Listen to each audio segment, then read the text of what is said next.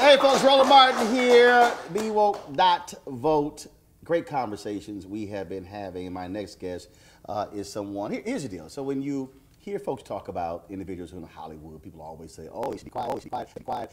They should just focus on acting. They don't know anything about public policy. Some folks do, a lot of folks don't, but that is not my next guest. Erica Alexander is very much involved, not just in public policy, but also somebody who has been on the campaign trail. She's been a delegate. She's caught a hail from people as a result of her political choices, but she's always been one to step up and not be afraid to take a stand. Erica Alexander, how you doing? I'm doing wonderful, and I'm always glad to be with you, Roland. Always good to see you. Truth.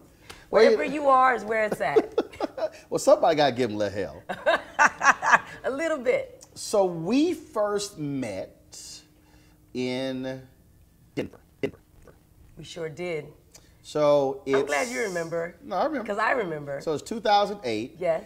And Erica had about 20 bodyguards around her. That is so not true. So here's what actually would have really happened. Here comes the fiction. I'll be back later. So we were. So I see Erica, and I'm actually in Up one in of the the sky sky boxes. boxes. At the time, I was CNN, and so I looked down, and you were trying to watch the whole deal. You sort of kind of standing behind somebody, and I was like, "Po girl." So I go down and I said, "You want to watch the proceedings from up here?" You like, "Yes, okay." So we go upstairs, and watch them over there. But then of course we're in the hallway. So let me explain something to y'all. I'm not afraid to walk up to anybody. No. I'll meet anybody. Doesn't matter. So we're standing in the hallway there at the stadium. All of a sudden, we see this just phalanx of Secret Service people coming down. Erica literally steps aside, like almost against the wall. I don't move. I'm standing in the middle of the hallway like, I don't know who coming, but I ain't moving. I want to see who it is. So as they're getting closer, is President Jimmy Carter and his wife, Rosalind Carter. And so I'm standing there and I'm waiting for them to walk up. Like, they going to greet me, I'm going to greet them. I look at Erica, I'm like, what you doing? Get over here. And she's like, oh, I'm like, yes, come right here so you can meet them. So they come up, and Secret Service clearing everybody out of the way. They walk up, the Carters, oh, Roland, how you doing? Good to see you. That's so great. I was like, good to meet you as well, Mr. President, First Lady. Hey, this is Erica Alexander. And so, so this is look on Erica's face. Oh, Lord, please, come on now. Erica, am I lying? No. That's how you gonna, roll me out here? No, but I'm just saying, that's how we met. No, that is true. That's how we met. It's the truth. And when they walked away, she's like, okay, so you literally just stood there and like, did not care. I'm like, no, I didn't care. It was like, we're going to sit there and meet the former president. I just spent months and months and months with a bunch of Secret Service people. So I've been working with and for Hillary Clinton as her surrogate. And, when you saw the Secret Service, at least me, I just get out the way. It was a lot easier, and that's what I know, that's what I did. I know, you the man, but me, I moved. I ain't care. I moved. I ain't care. Well, there you go. I learned something a little bit. And everybody else was afraid to walk up to him. Well, hey, but that's why, we need you around. I just stood there so like the receiving line, like, how y'all doing? When people park to you, show us the way. So hey, somebody got to do it. Come on. That was because I interviewed you after that for my book on the first, President Barack Obama's Road to the White House. And was that the first campaign you got that heavily involved in? Most definitely. I mean, I'd done a few, like, knocking on doors for John Kerry's campaign, but that was just around Los Angeles. That was the first time that anybody had ever asked me to be that involved. I think that a lot of the energy after Hillary Clinton lost Iowa and came in third place went to not only President Obama, but then there was the other senator, John Edwards. And they people. I knew Mignon Moore, and there were many black women who were with her, and they asked me could I show up to South Carolina, and I did. And by the end of the evening, I was on a plane with, at the time she was a senator, Senator Clinton and President Clinton and Chelsea, and I stayed with them the whole time. You experienced some real. Prince had a song called Black Sweat. I would say you experienced some serious black heat. Being a black woman supporting Hillary Clinton that heavily against Senator Barack Obama. Yeah, which was bizarre to me. I mean, I would happen to be in good company. Again, I was with Mignon Moore, I was with Maya Angelou, I was with Eliana Van Zant. I was with a lot of people who I admired and, did not know that they were, campaigning with or for her. I just learned that as I went through with Sheila Jackson Lee. There were, Debbie Tubb Jones, who passed away during that.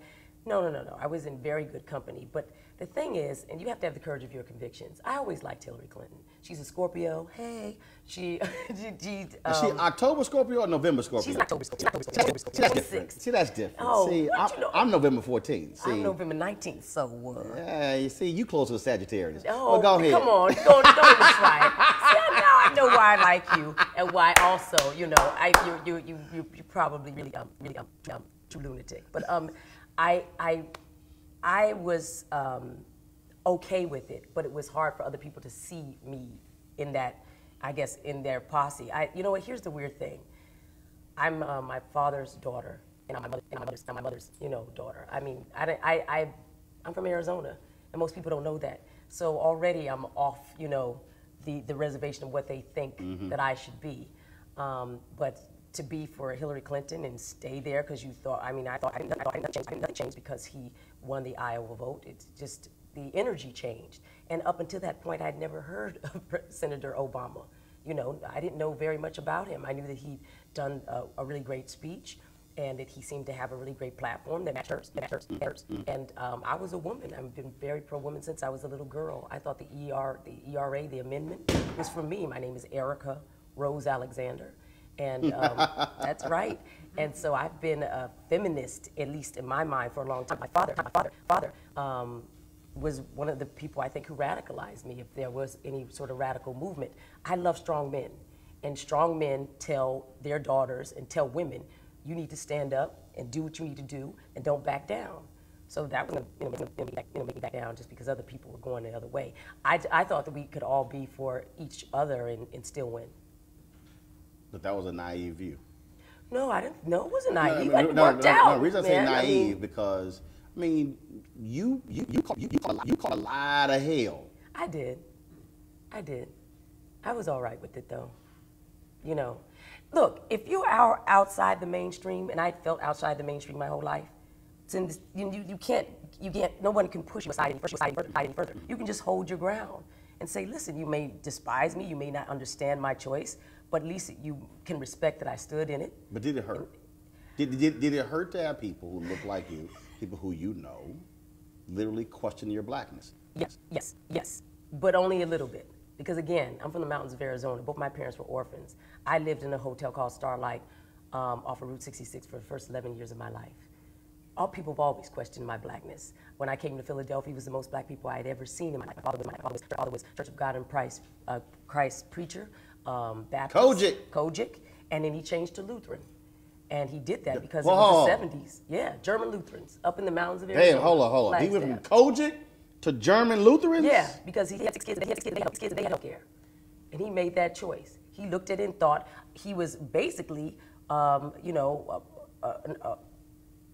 employee that got, offerings off of a plate. That's like getting tipped wages your whole life. And you living out of, his first part of his life, living out of trash cans. We dumpster dive. We would go into dumpsters and throw out cans and bottles and crush them. And that wasn't like, side money. That was our living money. That's how we lived. And, so when he got a chance, I think he saw a chance. He had his first heart attack at 35 years of age. He took it. Right at the 70s, they were open, I think, white hippie type people were open to listening to different types of pastors because of Martin Luther King and people sharing, I guess their pain and their love and their music all through, the first part of the 70s because the end of the 60s were so bad. So he was one of the preachers that I think caught, the wave, and they offered to make him a Lutheran pastor. They sent him to the Lutheran Theological Seminary in Philadelphia. I was there, and the minute I got there, the first time I went to Leeds Middle School, the first thing they said is I wasn't black enough. They said, why you talk so proper? Can I hold your pencil? I said, hold my pencil? No, I'm okay, I'm cool. I can hold my own pencil. I mean, they automatically thought that I couldn't be legitimate. But you know what? They didn't bother me past that. I think they saw, I could look me in the eye and I could, I didn't turn away, I didn't duck. I knew not to do that, but already I was outside the mainstream. Growing up, what are your first memories of your parents voting and or their political activism? Well, my father being a pastor, that's what you did. That's what he did. You'd go on reservations. You would be an advocate for the Navajos, the Hopis, for the Mexicans, for white people. He often was asked to come in and counsel and advise white people. And I say that because we were on the east side of the tracks. Most of the black people in our town, in our small town, were on the west side. So already he figured out a way to, again, even skirt that issue. We were going to be in a hotel called Starlight, but on the east side of those tracks. And I think that it became very political, or I became political, just seeing how he had to manage to make a living for his family. And one of the things he managed was to make sure that we were around people who made the laws and the legislations in those small town. It was a company town. The Babbitts owned everything. Babbitt Ford, Babbitt this, Babbitt that. And if you didn't know them, you didn't know anybody. So I think that he also, worked for the Urban League. He was a Pullman porter on the trains. He came right past. That was my front yard. It was the railroad tracks. And my mother was a social worker. She didn't start then, but she was a school teacher. That's what they did. They were a tag team. He would sing, she would sing, and he would, raise hell in the church. And to me, that's all politics. To be a pastor is to be political. When you look at your background, you talked about mom social worker, dad, preacher, in public policy, working with Native Americans, whites, Mexicans, dumpster diving. You take all of that. Does that give you a much different understanding, as far as you're concerned, of public policy today and how we are impacted by politics and by politicians and by the power of voting? Yes, because to me, local politics always seemed to, in my mind, match up with what I was seeing nationally. If you didn't find a way in, if you didn't find a way to know somebody who knew somebody, then you couldn't get anything done. And that's really what to be political is. I mean, you know powerful people, you're able to leverage that power, or them to know you, maybe them to owe you something. You do things for other people. Sometimes you do them because that's just what you do. It's what's in your heart. But that's what you're doing. You're building relationships, and people don't understand that we live in an empire. America is an empire, and there's things that are done all the time on our behalf, so we can stay this empire. And even though we are, being African American in this empire, we're like American refugees sometimes, but we still are part of this huge force that moves the world. Who do they think runs that? Why do they think that they can leverage that by being nice all the time?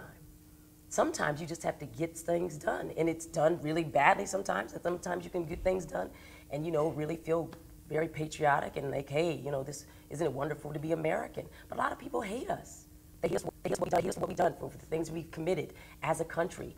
And, African Americans have had to, we have to face up to the fact that in order to get anything done in this world, we have to work with the system that's there. And it's not going to be some sort of, we're going to have some independent system. I don't see it. I don't think it exists.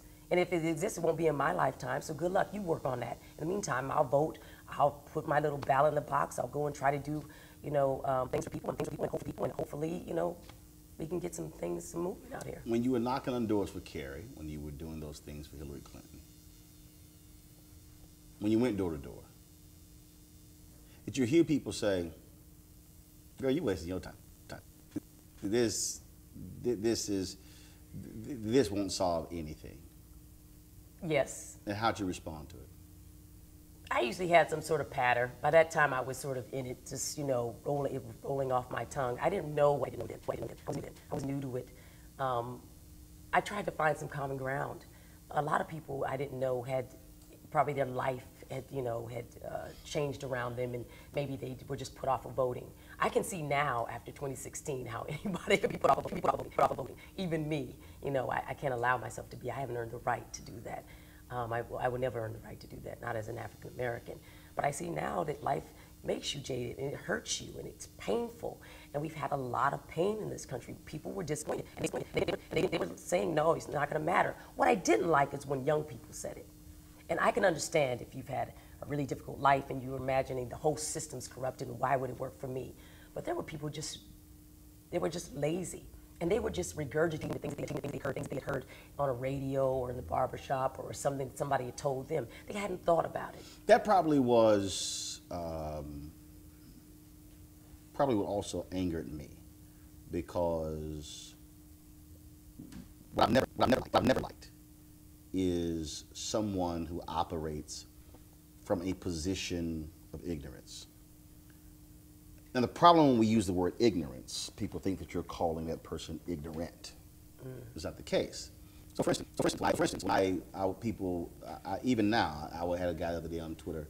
He was like, "Oh yeah, I voted for Bernie, and you were one of those folks who were helping Hillary steal elections in various places in the South." And I said, well, first of all, let me remind you that 6 months went by, and Bernie Sanders did not make a concerted effort to even come talk to black folks. Thank you. I said, talking to Cornel West and Killer Mike is not coming to talk to black folks. I said, now, if you want me to pull receipts out, I'll show you the emails where I was corresponding with his campaign, when even the black folks on his campaign were frustrated because he was not doing the Tom Morning Show, was not doing the Ricky Smiley Show, was not doing my show then on TV1. I said, now, if y'all want to have that conversation, we can have it. But what really got me was when a brother tried to say that, well, you supported that woman who called us super predators. I said, but did you vote for Obama in 08 and 12?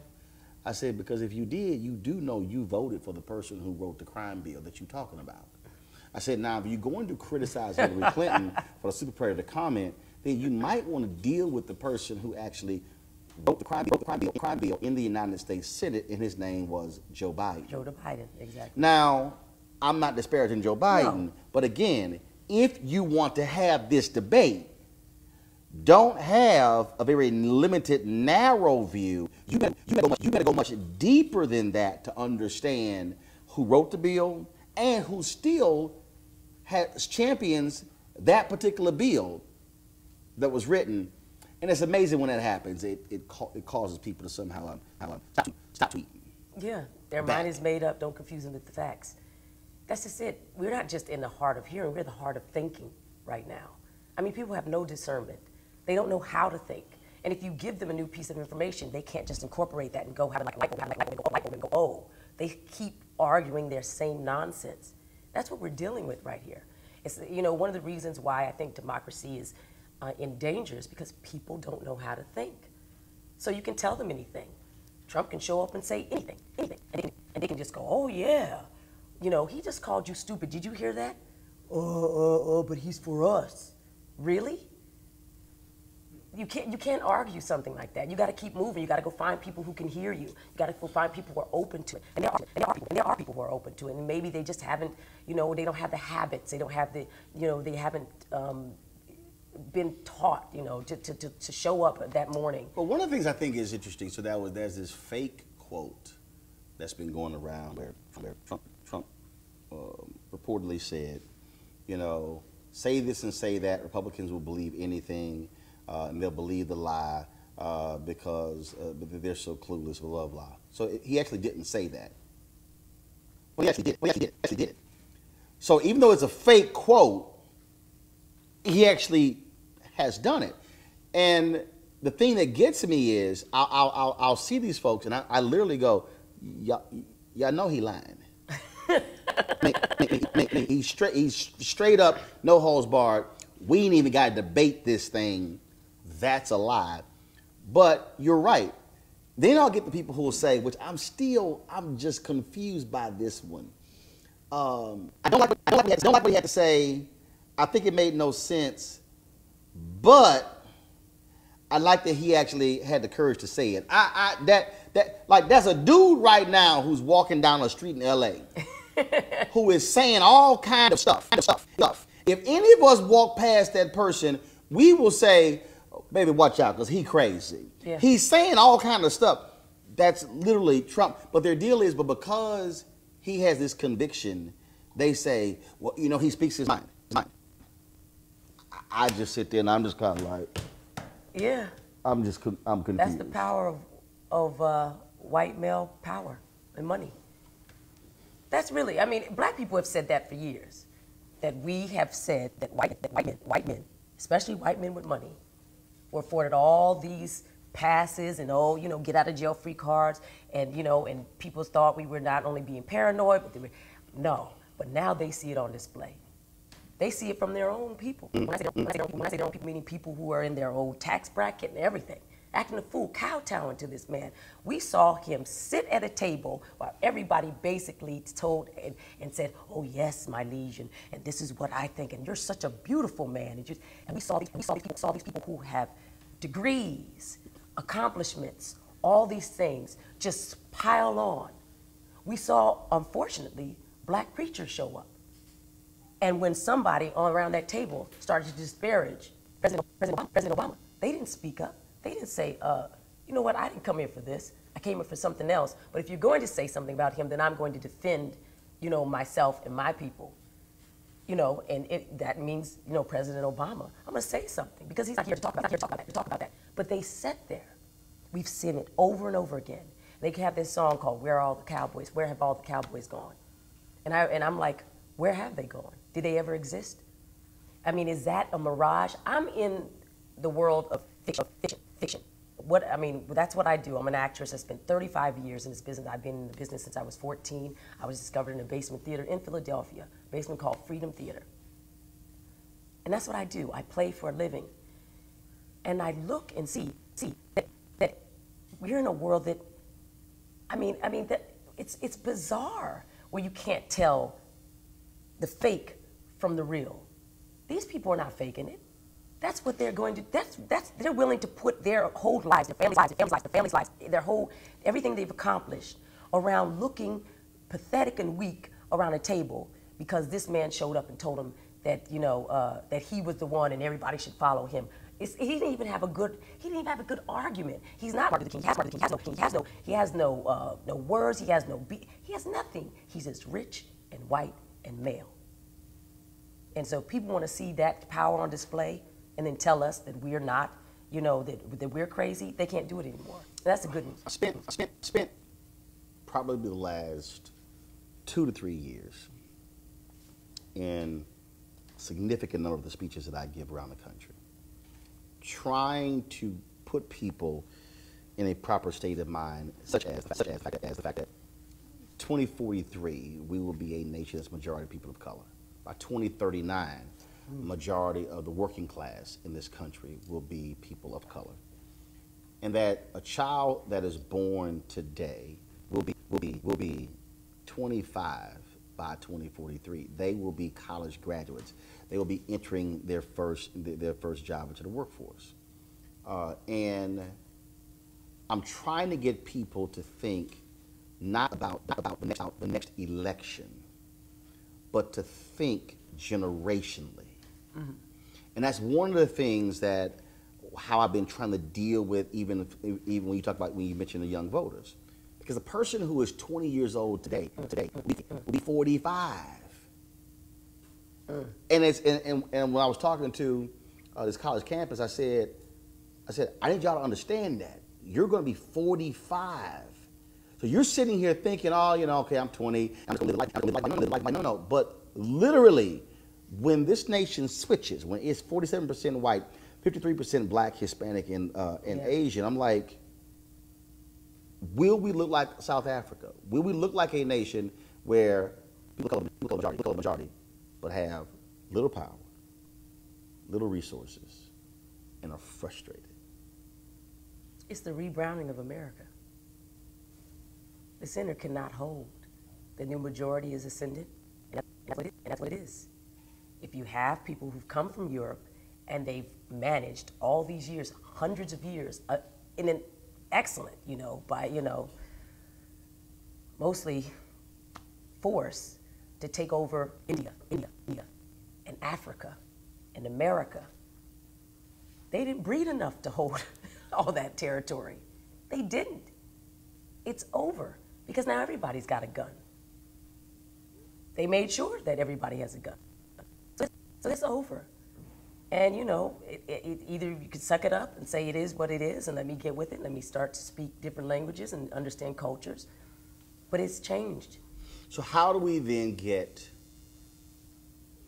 next generation voters to literally understand that they hold immense power, but it's sort of like having vast amount of oil in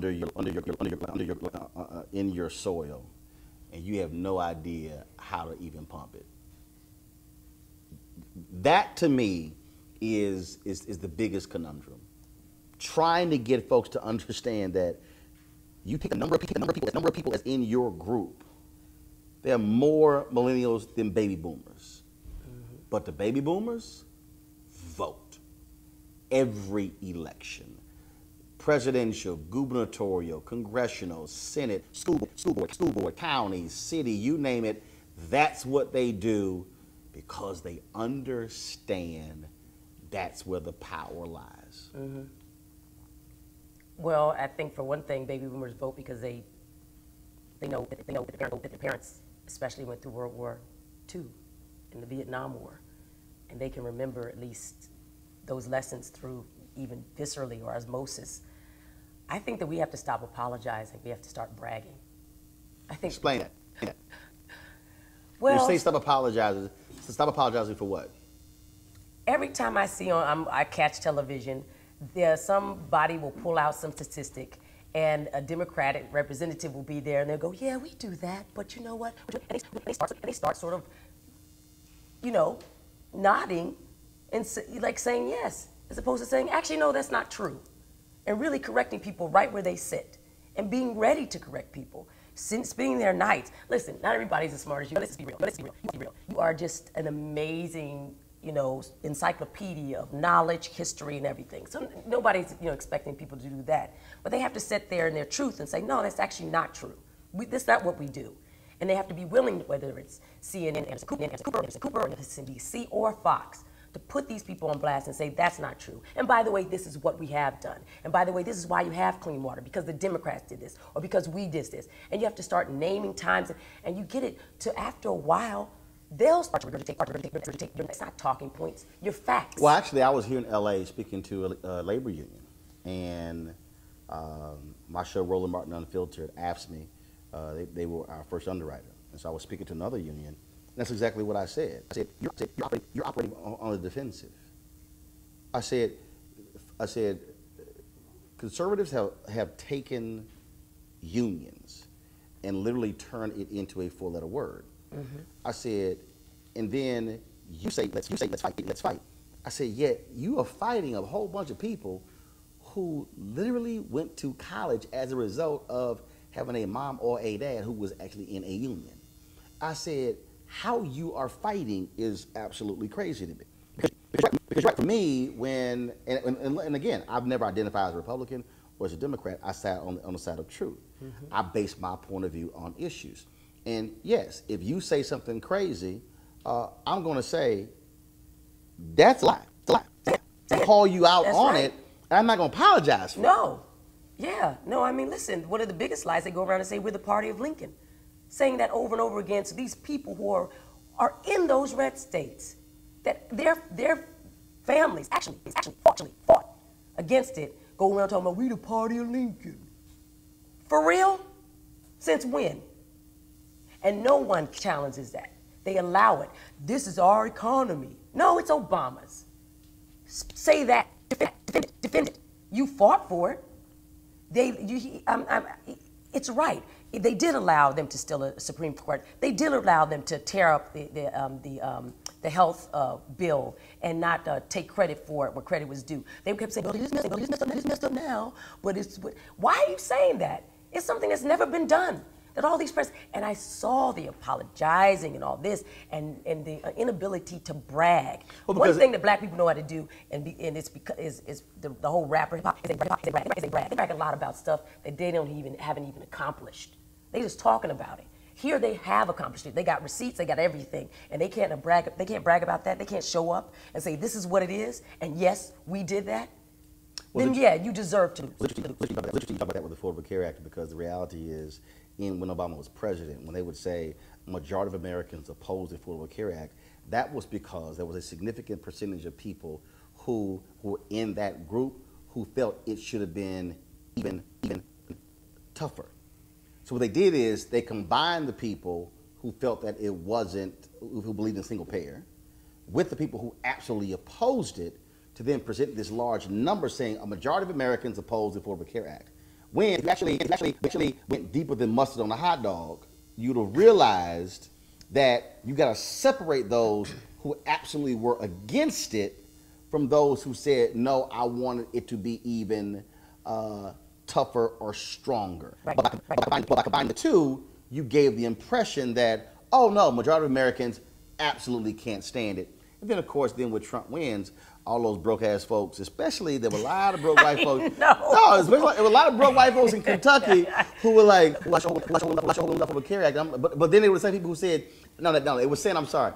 They said, I hate the Affordable Care Act, but no. They support the Affordable Care Act, but they hate Obamacare. And I'm just sitting here going, this dumb ass does not even realize it's the same thing. And it was just amazing watching it. Yeah. Yeah, it was and amazing. In fact, I even told the president, I said, y'all need to stop using Obamacare. I said, you do. I said, and they were like, well, no, we're going to spend it. Obama does care. I said, no, Obamacare was a poll-driven phrase that they knew could divide people. Every time y'all use it, you are literally reinforcing the negative. What the hell is wrong with you? You don't reinforce the negative. I said, you call it what it is. You brand that, not embrace the phrase that people hate. I never understood that one. I never understood it. You know what it is? I think it's because, I mean, we come also from a that generation from people who thought that there was a way to be, and a way to be decent, and a way to not brag or be humble. Because why? Even though it's biblical, but if you brag too much, you know, you're not a godly person. Everybody knows that I'm a Hillary Clinton girl, but I can tell you right now, if the one thing I could say about what she should have done is she should have told people what she accomplished. She should have been up front and told people, no. You see that thing? That's me. That's me. Oh, yeah, in there? Yeah, me too. Because they were going to come at you no matter what. Right. Might as well come out strong. I mean, listen. I don't know what to say about. There's so much water on the bridge, and get so frustrated with thinking about, you know, what could have been or what has to be. But I know I see people making the same mistakes over and over again. But see, the thing is, also, you learn from it. I think you learn from it because, yeah, it can be very frustrating. It could drive you crazy.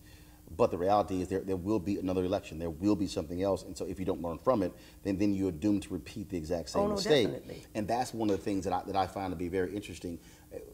When we talked about young voters and others, what I believe to be the missing piece, and because I'm in the business of words and trying to get people to understand these things, I think the reason people are so greatly frustrated with politics is because they don't know how to connect the dots. They don't really understand that I want this, and it comes from here and here, and so how I vote and who I vote for impacts who sits in these seats, and what that determines over here. You'll hear somebody who will say, "Oh, you know, I want my kid the best education." But then when you look at the voting totals of those who run for school board elections, it is some of the smallest numbers out there. Literally, there are people who are elected to school boards with 200 and 300 and 400 votes in major cities. And I think but then also when you begin to talk about the issue of economics, how do you connect the dots? I use the school choice example. So I believe in charter schools. First of all, I believe in any school that works. Let's just be clear. Yeah, okay. Homeschool, online school, charter school, magnet school. I don't give a damn what the school is. If it works, roll down with it. Okay. When I stand in front of black people who hate charter schools because of what they've heard, this is what I say. You want more black history? Well, yeah, I said, if you control the charter school, you control the curriculum. They go, really? What you talking about, Willie? I said, yes. Then I said, do you want more black male teachers? They're like, yeah. I said, you do know you control who gets hired as teachers. They go, hold up. You control the curriculum and teachers? Yes. I said, but here's the kicker. If it's your charter school, you control who gets contracts. Who gets the construction contract, janitorial contract, who gets, so now you control the black economics. They go, hold on. So we control the curriculum, we control the economics, we control the teachers. I'm like, yes, you control the school. I've literally seen a room of 1,000 people where 80 to 90% of them oppose the idea, flip in an hour, because I connected the dots. They were opposing this thing. Boogeyman. As opposed to, oh, wait a minute. I ain't know all that. That's connecting the dots. I believe how we get next generation voters to vote their numbers is that we have to actually take the time to connect the dots. Stop saying, we need y'all to go vote. No, I'm going to connect the dots so you understand who you vote for will determine your Pell Grants. who you vote for will determine whether they will actually forgive student loan debt. Who you vote, all of a sudden folks go, oh, because see, we just sort of just talk in the abstract as opposed to connecting the dots. Yeah, but people don't see the consequences or repercussion things. They might see this now so obvious with Trump up there and just the daily sort of this onslaught of, you know, of his verbiage. It's pretty abusive. But I don't think they understood the consequences and repercussions. No matter what they thought, hey, it doesn't matter who's in there, it's just going to be all the same thing. And frankly, it felt that way to them. So even with connecting the dots, it's hard to get people to get out there because they don't feel the loss. There's all these safety nets around them. Listen, all I know is that, when they get up the next morning, they can still go get a latte and a cappuccino and whatever they need at the corner store. And it hasn't hurt them. But again though, when I say connecting the dots, connecting the dots for me is also not assuming they're going to know. No, you're right. No, they need to be educated. And so when somebody's got to make it clear. Yeah. So when I look at, who was good at that? Jussie Jackson. He knew how to speak really clearly. It's called make it plain. Make it plain. No, you're right. Because again, when you are having to, when you're 21, 22 years old, and you're North Carolina A&T, and you're working with folks, and you're going to Lowndes County, you're going to Mississippi, as Ella Baker, one of the greatest organizers ever, who people should know more about, she told those SNCC students, take your college clothes off, put your overalls on, so when you go and talk to these sharecroppers, listen to what they want. She said they might not be educated, they might not have your degrees, but they smart as hell about life. Yeah. Because it was connecting the dots.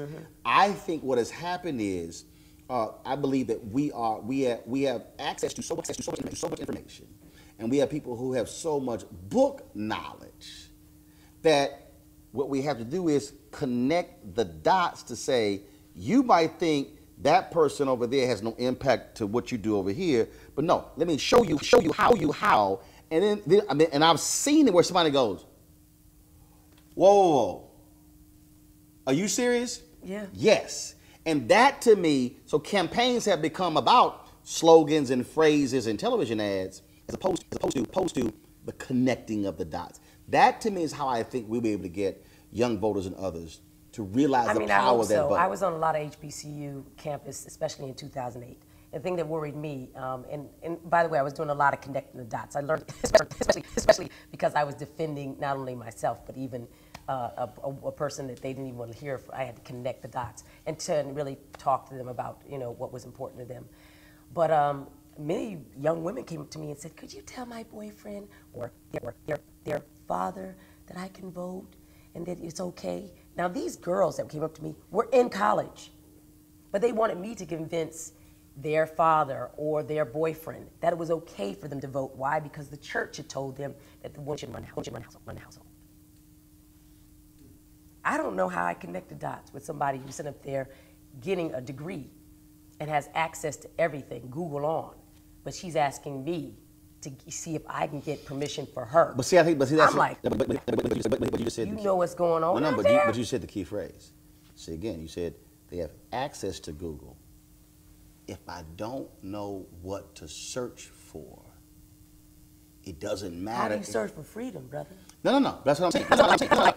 No. Permission to be free? No, that's what I'm saying. Use free. Again, there are people out there, and again, that's the piece. I believe what has happened is we assume folks know. My favorite movie scenes when Lauren Fishburne character said, "When you don't know, you don't know." So what happens is we say, "It's all out there." Yeah, but I don't even know what the hell I'm looking for. No, it's true.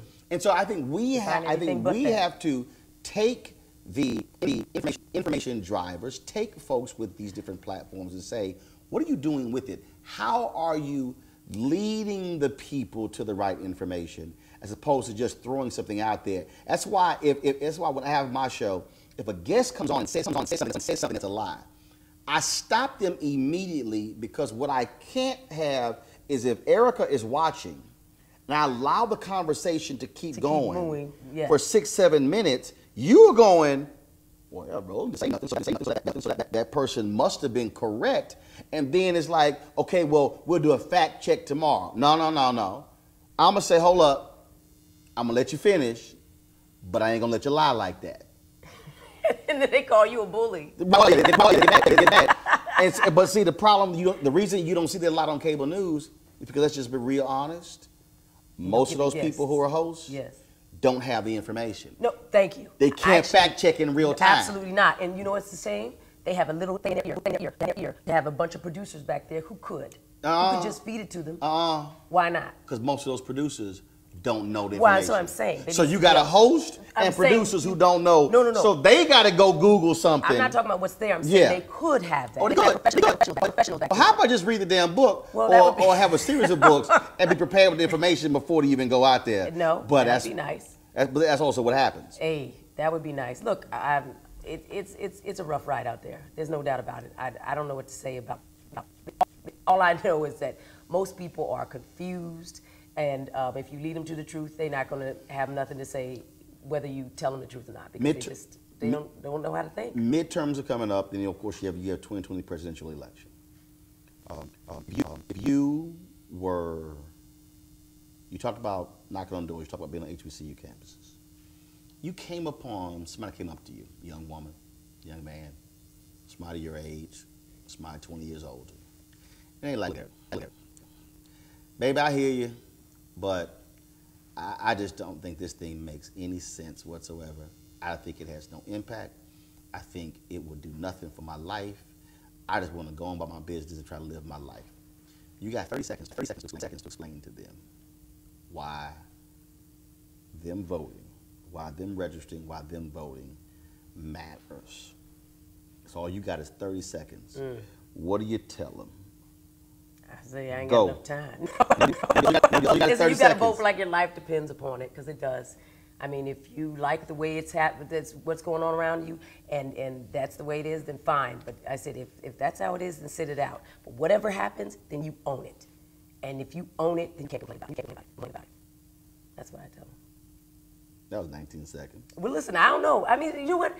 I'm done with trying to convince people to try to vote for their life. You have to run for your life.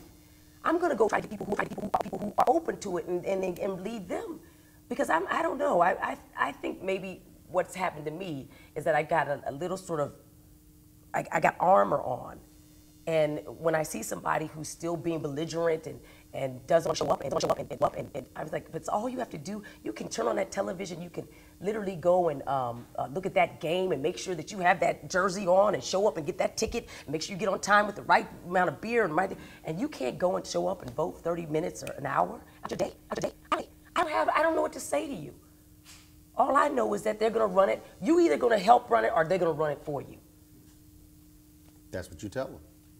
Okay. That is what you tell them. Well, good. No, that is heard it. That is exactly what you tell them. What happens is, and again though, what you just did with your armor and sense of frustration is you actually connected the dots. Oops. And that is, if you sit it out, somebody else will be making decisions for you. Do you want that? And then that person sitting there, and if they say, I'm fine with that, okay, then you will be a subject.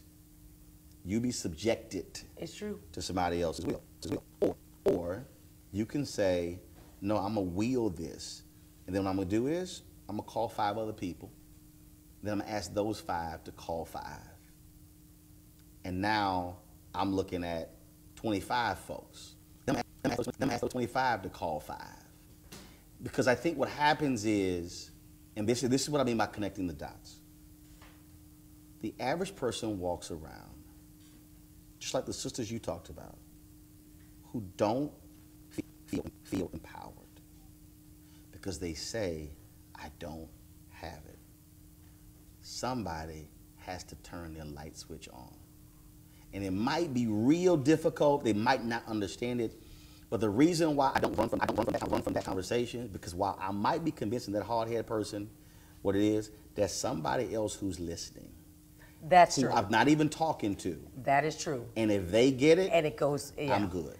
Well, you know what? It's interesting because no more sowing rhetoric. It's beautiful. It's beautiful. It's beautiful. You know, when they go low, we go high. And my new thing is when they go low, bury them.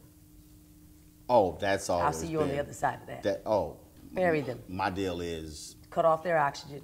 If they say we bring a knife to a gunfight, no, I'll bring a bazooka. So that's why. I mean, I got in trouble at CNN because they would call my agent and they would say, well, you know, I mean, doesn't he understand that these are just bait? These are just, you know, these are just debates. I said, no, I'm trying to put you in a rhetorical body bag. I know that's right. You know that's right. You can see it, right? And you can see it. Oh no, that was my no. I'm like, no, I want to beat you into submission. I want you to drive home and to feel that ass whooping I just gave you. Well, you know, unfortunately, the press that they created was the press that gave us Donald Trump. They didn't do their jobs. That's really what happened. Oh no. They didn't do their jobs. No. Oh yes, they did. No, they didn't. Oh yes, they did. With who? No. You're looking at it a totally different way. Oh yes, they did. Oh, because they wanted. I'm trying to tell you. I'm telling you. Oh. No. I got receipts. I was sitting on CNN, and this was when Obama was president, and it was one of the midday shows.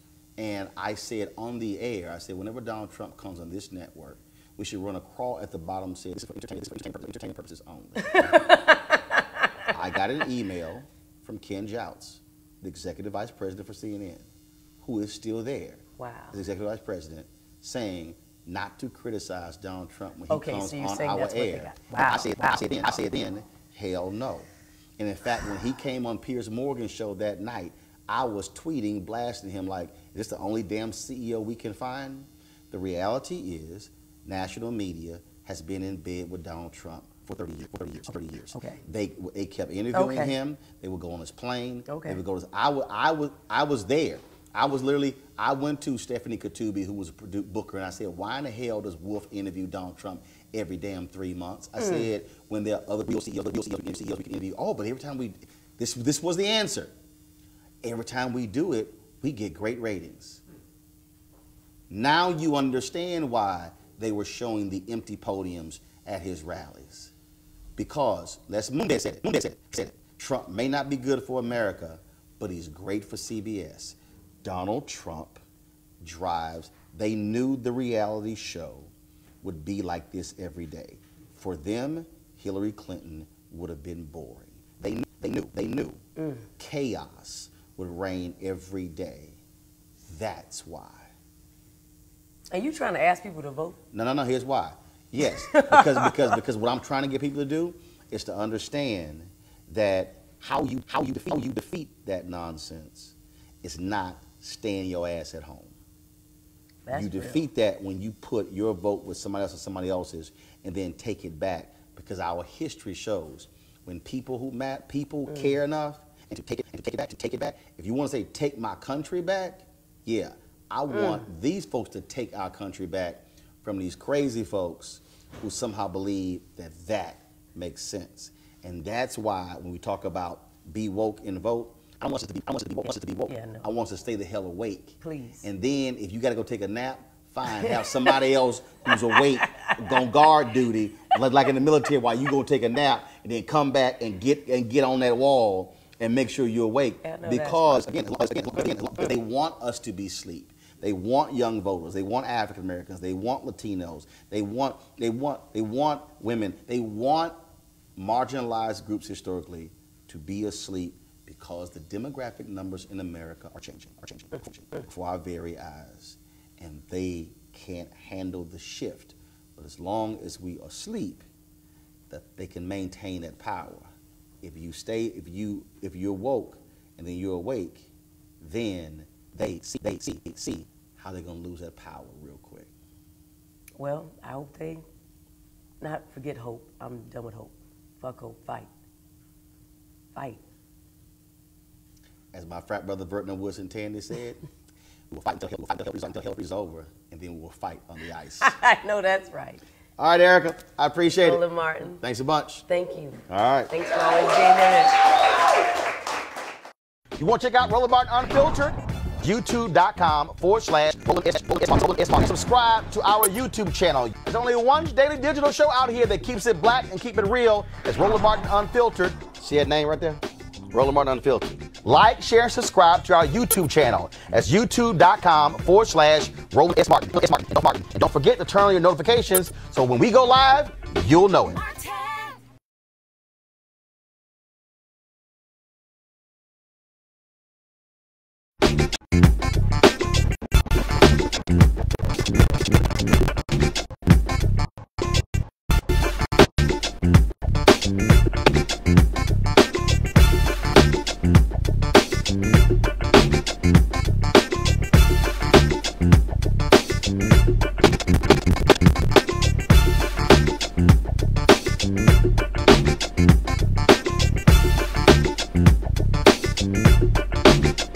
Hey fam, want to check out Roland Martin Unfiltered, the blackest show on all of digital cable and our audio podcast. There's only one daily digital show out here that keeps it black and keep it real. It's Roland Martin Unfiltered. Press play.